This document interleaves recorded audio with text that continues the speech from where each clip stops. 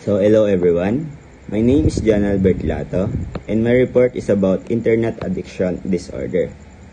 So what is internet addiction disorder? It is an action that attaches a person to its phone 24/7. For example, checking their social medias like Facebook, Twitter, or Instagram daily for updates. The netizen created a term, social life, that connect them with different people through social media. Not only social medias, but the internet is used for shopping spree and quick ordering and deliver food to your doorstep. Playing games or watching a movie can be done to our gadget with the help of the internet. There are reasons why people are connected to their phones 24/7.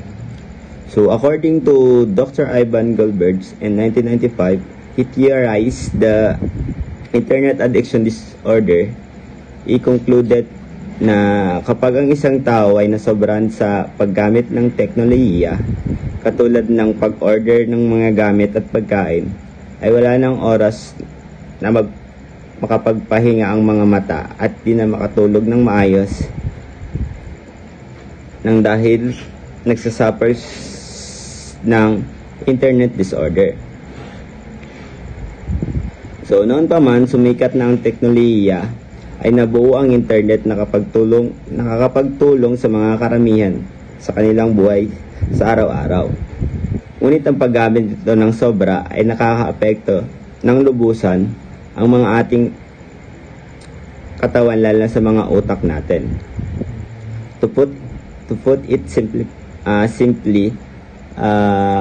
suffering from internet addiction is not from social media or ordering foods, kundi dahil ang oras na ginagamit sa internet ay sobra-sobra. So ang internet ay magagamit sa maraming paraan, sa mga paraang makakatulong sa atin sa mga trabaho, makakonect sa mga tao at makakip ng moment. Merong paraan na di nakakabuti sa atin. Yung risk na paggamit ng internet, yun ay ang pagnood ng mga pornography, pagkakausap sa mga taong kilala at pagpasok sa mga mabubuting website.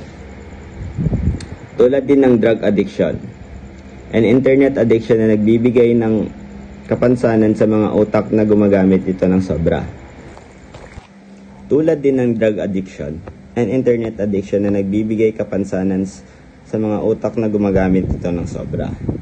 May mga tinatawag na radiation, isang bagay na nakakasira ng mata at utak ng tao dahil sa paggamit ng teknolohiya na laging sa internet.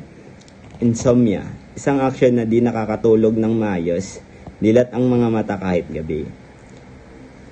It is not in that we should stop using the internet, but use it in moderation.